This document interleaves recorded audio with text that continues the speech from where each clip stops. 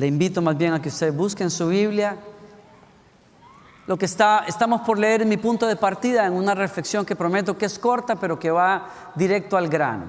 Cuando leemos la Biblia, las historias que leemos, muchas, usted se va a dar cuenta, no tratan de gente perfecta. Tratan de personas que alcanzaron promesas, personas que vencieron retos, pero también personas que tuvieron desaciertos, yerros, fallaron. Y lo poderoso de las Escrituras es que no oculta esas cosas. Si la Biblia fuera escrita por historiadores con inspiración meramente humana, usted sabe que los historiadores tenderían a ocultar los defectos de algunas personas, especialmente de los héroes, para poder dejar la mejor imagen posible de ellos. No es el caso de la Biblia. En la inspiración del Espíritu Santo, el Señor le permite a los escritores describir las cosas buenas y las cosas malas. Y nos dice por qué. Nos dice por qué. Dice, todo eso sucedió para servirnos de ejemplo, para que no deseemos lo malo como ellos. Y entonces hay personas, una persona en la cual he estado reflexionando es David.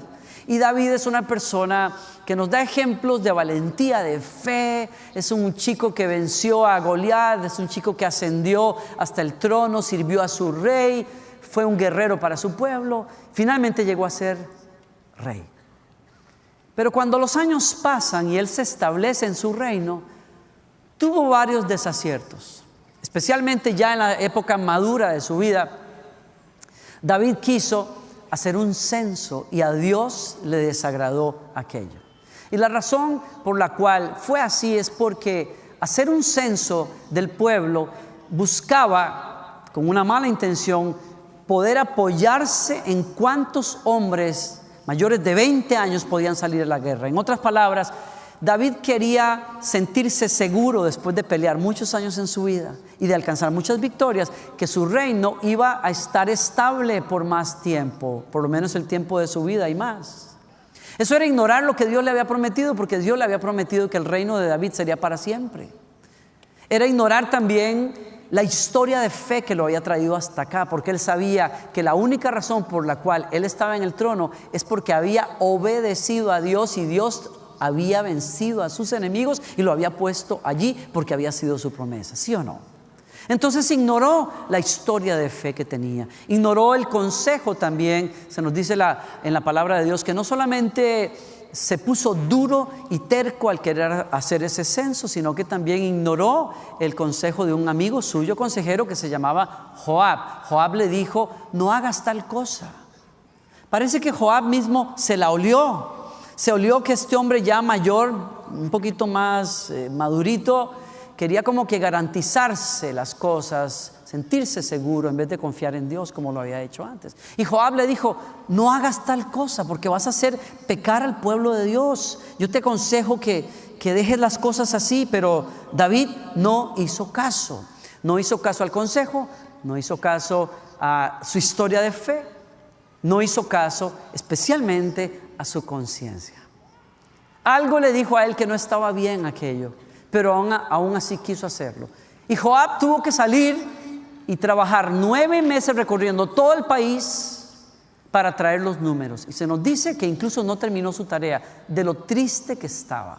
Hubo 2 tribus que él no contó al final. No las contó precisamente porque estaba abrumado por la decisión del rey, pero fueron 9 meses de trabajo. Cuando trae los números finalmente, la Escritura nos dice a nosotros que el profeta Gad vino y le dijo, has hecho neciamente, te equivocaste en lo que hiciste, y ahora Dios te dice, vas a llevar las consecuencias de tu pecado. Escoge 3 castigos, uno de los 3 escógelo. Y cuando él mide las consecuencias de cada uno, él dice, yo prefiero escoger que haya 3 días de plaga en el país. Y en 3 días 70,000 personas murieron.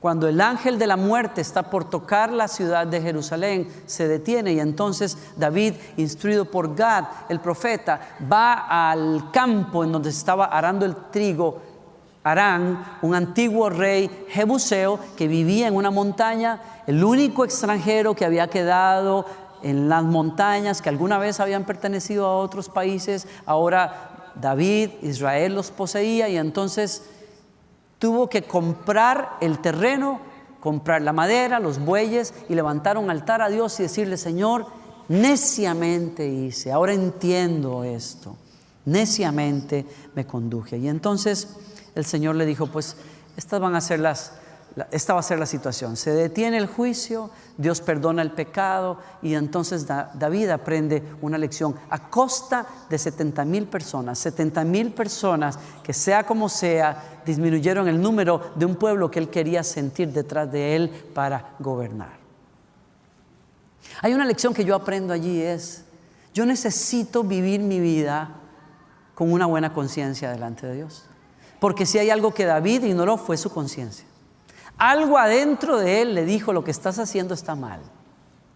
Está mal lo que estás haciendo y debes de hacerle caso a tu conciencia. La conciencia, se nos dice, por ejemplo, ahí en el versículo, y se los voy a citar en un momento, David tuvo remordimientos de conciencia porque la conciencia fue puesta por Dios dentro de nosotros para darnos el sentido de lo que es correcto, para ayudarnos a ir en la dirección correcta. Es un testigo interno que tenemos para poder saber cuál es el mejor camino a seguir. Y dice la Escritura en 2 de Samuel: pero después de haber levantado el censo, a David le comenzó a remorder la conciencia y le dijo al Señor: he pecado grandemente por haber hecho este censo. Señor, te ruego que perdones mi culpa por haber cometido esta tontería.